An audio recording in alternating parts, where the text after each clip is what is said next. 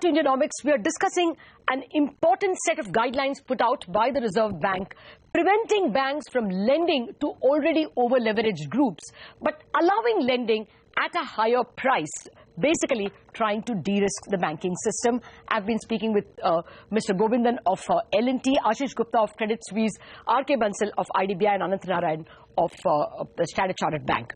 Well, Anant, what kind of suggestions to tweak these rules? Yeah, Lata, I agree with all of that that Ashish mentioned just now. I would just caution that going through bond markets in the current state that they are in does not necessarily mean that we avoid the systemic risk that the system was subjected to earlier. It's not as if we can raise money for infrastructure through the bond markets in the current shape and form, all the issues of business cycles, governance, disclosures, execution will go away. I would argue that even if the previous business cycle had been funded by bonds, you would still have the same problems. I think a lot of the issues are common. The issues relating to bankruptcy law, on which good progress is being made. The issues related to governance and disclosures, again on which good disclosures are being made. All these will help achieve some of those, both for bond markets and for loan markets. In no other country in the world have I seen, maybe I'm missing out a few countries, have I seen directions which say that lending has to necessarily go partly through capital markets. There are, of course, single borrower limits which are defined in various places, but no prescriptions which say you have to go through capital markets. Seeing capital markets as a panacea where everything is solved, given that we have a lot of issues in the capital markets relating to investment limits, relating to disclosures, relating to bankruptcy, I would urge caution. We're going in the right direction, but it's not a panacea. No, welcome caution, but I want to tell you from the Reserve Bank sources itself that this is not a move to develop bond markets. It is a move to de-risk banks. If in the bargain corporate bond markets develop, that's an additional bonus. Mr. Bansal, any thoughts, any suggestions for the Reserve Bank on how this can be tweaked?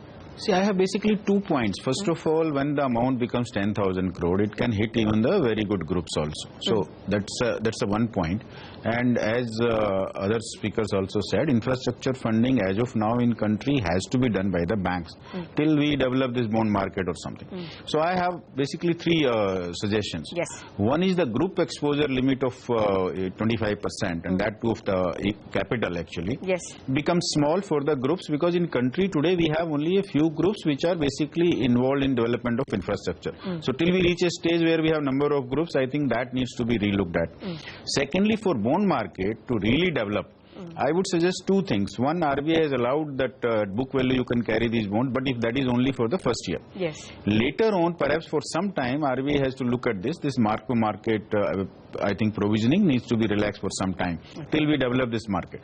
Third is the investors in the bond market. If banks only have to subscribe to the bonds, then it's not going to work. Yes. So we need to relax the norms maybe to some extent by the mutual funds, by the insurance companies, and by the PF trust. Today, in fact, most of these guys don't invest below AA. Yes. And all in these infra projects, even with the credit enhancement, it will be very difficult to get AA or AA plus rating in many infra 50% credit enhancement. So there I think I feel, yeah, 50% credit enhancement, but finally, I am talking about who are the subscribers. 50% credit enhancement, then only finally either banks will have to, some other banks have to subscribe. Because today, if you really look at it, PF trusts are not subscribing to these bonds. Mutual funds are not subscribing virtually. They're all looking at AAA or AA plus type rating. So I think till the bond market develops, I think that is one issue I feel we need to see. And fourth point I would say is the penalty is too steep, I think. 3% additional provision plus 75% additional risk weight. I think those also perhaps need to be looked at, because in some cases you have to, till the bond market develops, you have to keep on lending at least to the good groups. I am not saying this house of debt, whatever is there, and I am not even saying, advocating that we will lend to those groups. But then otherwise this lending to even good groups will have an issue. Okay, well, I just have 2 points. One, I think in 2019, RBI itself mentions that they are open to that 10,000 crore review. After all, the value of that 10,000 crore will not be what it is today. Separately, with that risk weight of 75 basis points and 3% provisioning, the Reserve Bank calculation is that interest rates for those groups may go up by 1.5 percentage points. So it's not really all hell breaking loose. Mr. Govindan, your thoughts that good groups can still borrow. Lata, I think I want to get a different perspective. I think the issue is not just infrastructure. If you look at the development of India, many groups, as Mr. Bansal said, they have provided the thrust for major industrial development, right? If you look at L&Ts and Tatas and all that. So the group definition includes infrastructure companies, right? It includes the core company. Yep. Many of the groups have got NBFCs. Many of the groups have got other businesses as well. So the group definition is much wider. This is one. Second is, it includes not fund-based limits. It also includes non-fund-based limits. Bank exposure, the way it is defined. Yes. You have 70 lakh crores of advances today as of March 16, bank advances.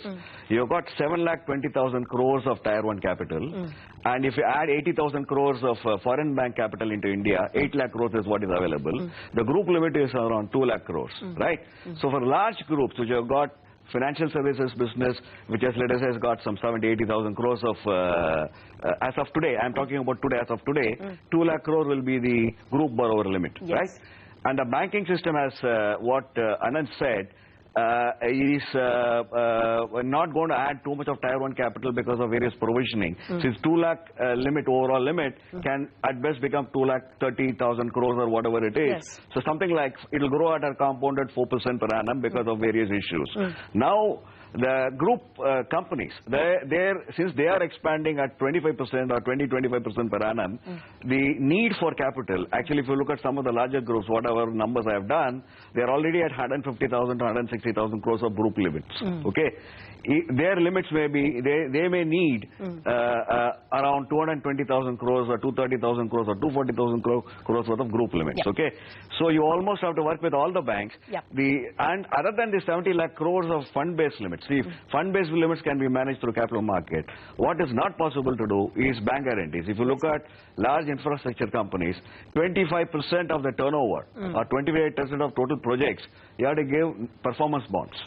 And the performance bonds, if it is, they carry a exposure norm of 50%. Okay. And one of the suggestions which I can definitely give is that from a capital provisioning perspective, that is linked to rating. So 50% of that, if it is AAA rated, they add 20% to that. So basically only 10% of the total exposure, they have to provide capital for that.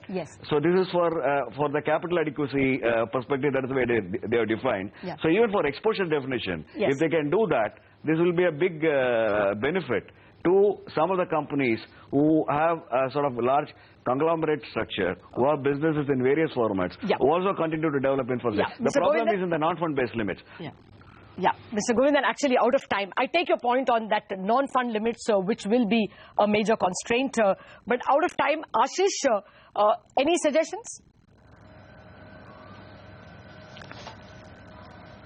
I think what Anand said is correct, that the 25,000 crores going to 10,000 crores, those limits are very prescriptive. And I think over time, what the regulator should move to limits which are based on percentage exposures. But I guess given the backdrop of where we have come from over the last 4 or 5 years, the regulator had to use a blunt instrument at this point of time.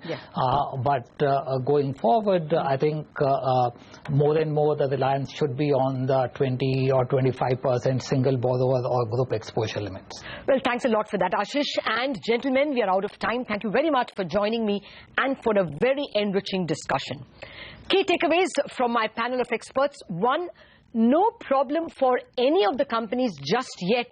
Only 4 companies at the moment have debt more than 25,000 crores. So no problem in FY18. Second takeaway, problem will emerge only when the banking sector's exposure limit to one company comes down to 10,000 crores, according to Reserve Bank rules, by 2019. At that time, there could be a genuine shortage of funds to fund any of the infrastructure projects. Third takeaway, one change that our experts want is that the Reserve Bank could move and change the limit to a percentage of total bank loans rather than a flat figure like 10,000 crores or 25,000 crores. Maybe it could be 0.05% of total loans or something on those lines.